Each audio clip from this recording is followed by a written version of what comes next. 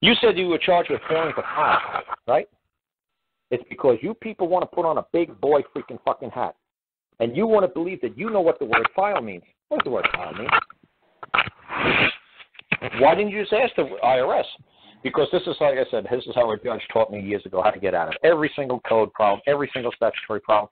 Just say that that word that they're trying to charge you that you've done it's not concise. It could be interpreted in more than one way. It is ambiguous. So, what does the word file mean? You failed to file. So what does that mean? Oh, you guys think it means picking up a piece of paper and putting a pen to it. How is putting a pen to a piece of paper filing something? I don't know. I thought it was writing something. I failed to write? Wait a second. When I mail it off to the IRS, I thought somebody at that end filed it. I thought all I did was write it, put a stamp on it, and sent it off to you. You mean I failed to send a document off to you? No, you failed to file. Wait a second. I thought you had clerks at that building after I sent the paperwork to. I thought they would file it. You wanted me to come down to the building and file it? What did you want me to do? I said, because you guys aren't willing to be assholes like me, because a guy like me be called an asshole. He's like, well, you don't got to be an asshole about it. You know what we meant. Look, dude, if I know what you mean, you're going to put me in a cage for 15 to 20 years, right? Well, yes. I'm not going to make your job easy.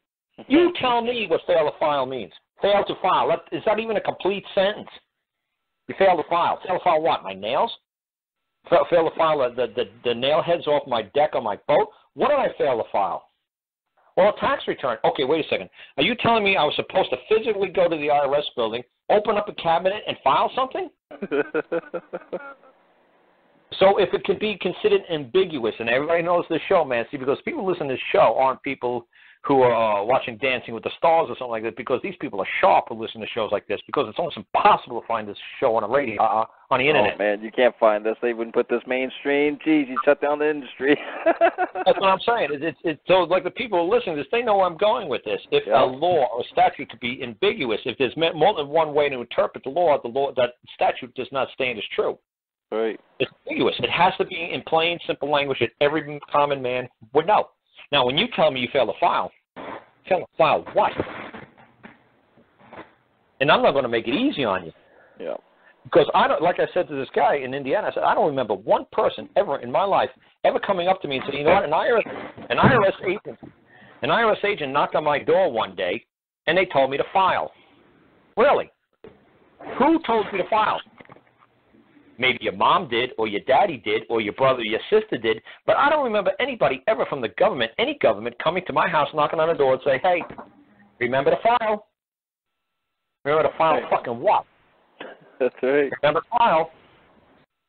So why did you think you're going to put on a big boy pants? Oh, because your mommy or your daddy or your friends or somebody at work told you to file.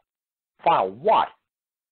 You want me to file something? You want me to open up a drawer and you want me to stick a piece of paper in a folder somewhere? Is that what you want me to do? It was like, no, I want you to take a piece of paper and pen and write something. Oh, so you want me to write a confession out for you? You want me to turn state's witness on myself? You want me to write a confession? Is that what you wish of me? I don't want to confess anything. I don't want to turn state's witness on myself. Is there some reason why I have to turn state's witness on myself?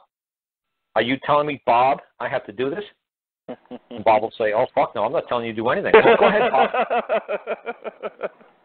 Just order me, Bob. So I can send you a bill for compensation. Right. Order me to pay $10,000 to the IRS, Bob, and I'm going to hand you a bill for $20,000.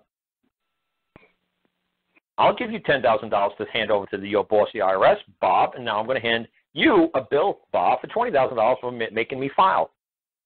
Because I think my time was worth $20,000. Believe me, if I was Bill Gates or Donald Trump and you wasted an hour of his time, he's going to give you a bill for $20,000. Has he ever? They're billionaires. You ain't going to get an hour of their life cheap. What makes you think my life is worth any less than Donald Trump's hour of his life? That's the only commodity in the world, isn't it? It's time. Yeah, time. Something that can't be restored, reshelved, right. Restocked. Once it's been spent, it can't be fucking restored. You can't restore it.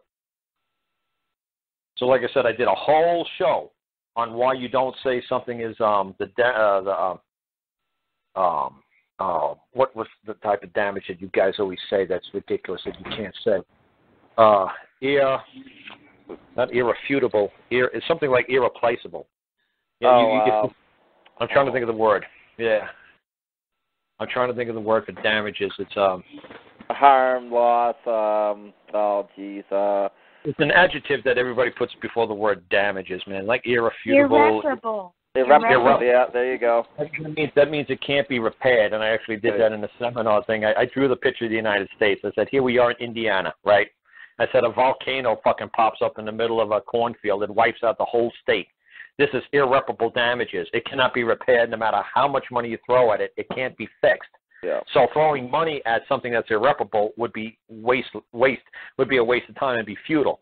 So obviously you don't want to say it's irreparable because it can't be compensated with money then. So obviously when you're making a claim for damages, obviously you just want to say, damages. You don't want to say irreparable damages. Wow, could that ever nail you right Otherwise, there? don't Just get using that one simple word. Yeah, you're taking the money out of the court saying, oh, that's lovely. Yep, You don't want any money. Wow. Because it can't be repaired. And we're not taught to use that word correctly at all, are we? Nope, because irreparable means something that cannot be repaired. That's right. So another golden nugget. Yeah. So that's what I tell people. I said, stop with all these fancy irreparable. What, 4 syllables? Stop it. Mm-hmm. Just say, I've been done wrong. I want compensation, Right.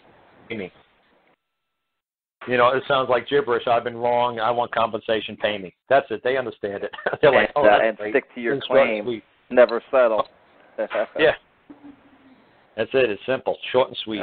Yeah. I want compensation. I've been wrong. I've been damaged. I was wrong. I want compensation. I'm done. That's all you got to do. I said, this stuff ain't rocket science, what I do. It's too simple.